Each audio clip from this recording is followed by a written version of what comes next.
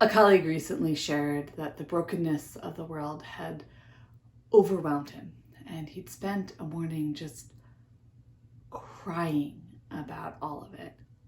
And rather to my shock, I found I was jealous. But earlier this week, I sat down to just be, which to me means to be with God and to be aware of being with God. And I found that tears slowly and constantly flowed down my cheeks. It wasn't one thing. It was the cumulative weight of all the things. Those in our community who have died in recent years, and those who are struggling or dying, and those who are grieving. The ways kids have grown up without being around us all, and the war in Ukraine, and the deadly impacts of poverty in the US and around the world, and the trauma that people experience on a day-to-day basis, and the dehumanization of refugees, and of people who are homeless, and of people with special needs, and climate change, and the pandemic too. And believe it or not, that is not an exhaustive list, but it's an exhausting list, so I'll stop there. The tears flowed at how disheartened I am at injustice, and how small I feel in the face of tragedy, and how afraid I am that I'm not making a difference in any of it.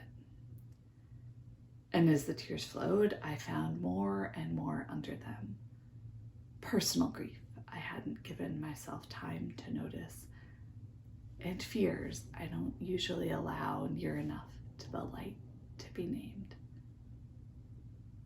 And then after a while, the tears slowed. Nothing had changed, but I wasn't holding it all so tightly anymore. And I'd felt the feelings that I had been containing, and then they just weren't quite as overwhelming anymore. Sometimes I'm concerned that when I talk about prayer and spiritual practice, people hear something very different from what I actually do.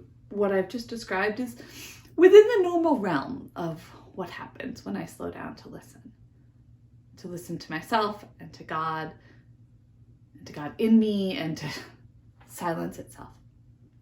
There's a significant connection for me between bodily sensations, emotions, human need, and God's wisdom.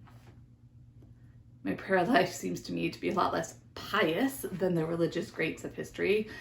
Mine is a lot more apathetic than wordy. That is, it's a lot more about listening than speaking. And it's more chaotic and irregular than most prayer forms I read about.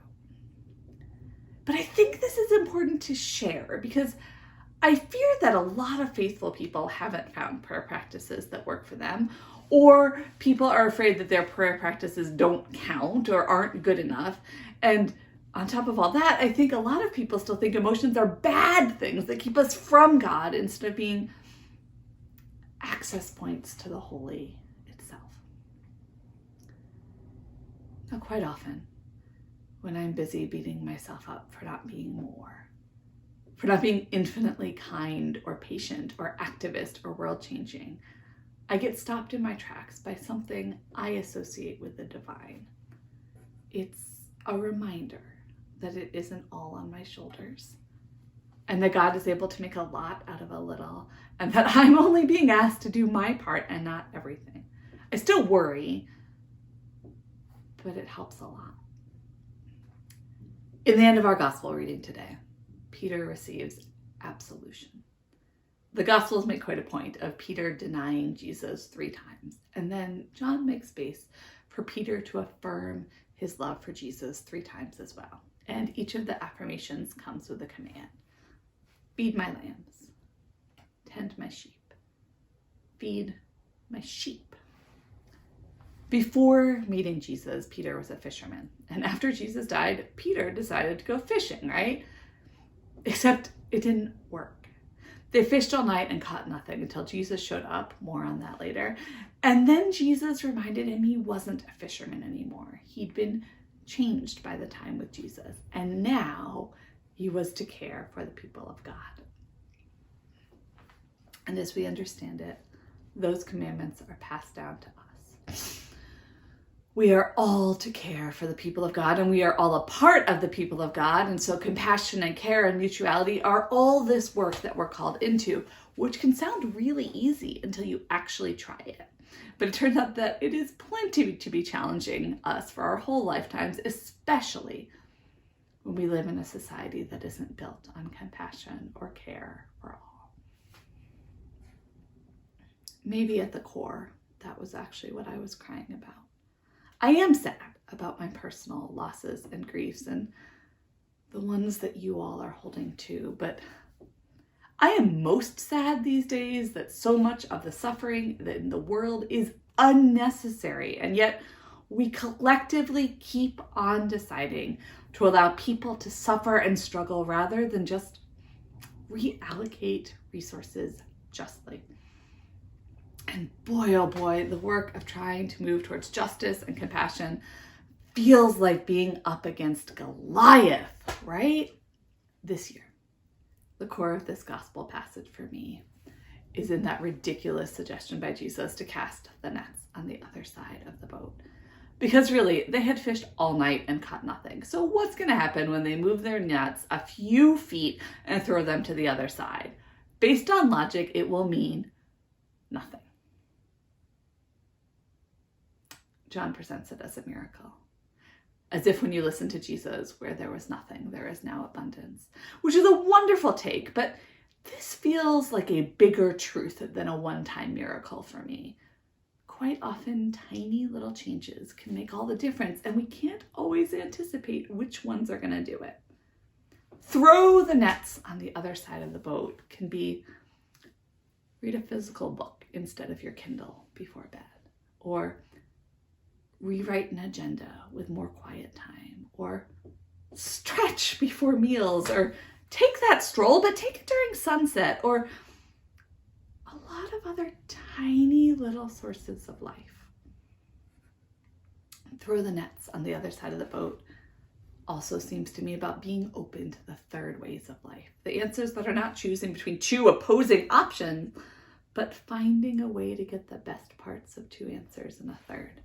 Instead of doing the same thing over and over or quitting, it's a little change that makes it possible to keep going. Throw the nets on the other side of the boat seems like a reminder to take advice when you're struggling, even if the advice makes no sense. And most of all, throw the net on the other side of the boat seems like a reminder to listen to God. I've been reading Susan Beaumont's book, How to Lead When You Don't Know Where You're Going. And it's an outstanding book written before the pandemic that doesn't have any trouble speaking to right now. She talks a lot about discernment, particularly group discernment, and how it differs from just making decisions. And the book has reminded me of how often we as a church just make the best decisions we can, and how often we're completely stymied by decisions because we aren't actually doing discernment. We listen to our hopes and our fears and our preferences, but we aren't often listening for God's dreams in us. Or maybe some of us are, but we aren't overt about doing it together. And likely around here, that has something to do with humility and not wanting to claim the authority of speaking definitively about God's will, right? But Reverend Beaumont's writing about discernment reminded me that there are concrete processes for discernment that really do make it possible to discern and not just decide even when we want to be humble. She breaks discernment into 8 parts, which feels like a lot, but I'm going to share them for you so you can see the difference. She says discernment includes intentionally framing the question being asked, naming guiding principles that are relevant to the issue at hand and create boundaries for the possible answers, shedding biases and ego investments, listening to those impacted by the decision, and summarizing and interpreting what is said. Exploring a wide variety of answers and evaluating which ones meet the guiding principles until only 2 or 3 remain. Weighing the value of the final options and where energy draws people. Choosing and testing the answer with stillness and prayer before sharing it broadly. So that's a lot of work and different from what we normally do, right? But some decisions are worth doing things with great intentionality so that you can figure out which side of the boat to cast the nets on. One of the great questions of life is, what is mine to do? And it applies personally and collectively. What is mine, Sarah's, to do? And what is ours, this church's, to do? Prayer and group discernment, quietness, openness to advice, and a willingness to sit with emotions are keys to helping us find answers. May God help us to have patience with ourselves and each other so we can hear answers. Amen.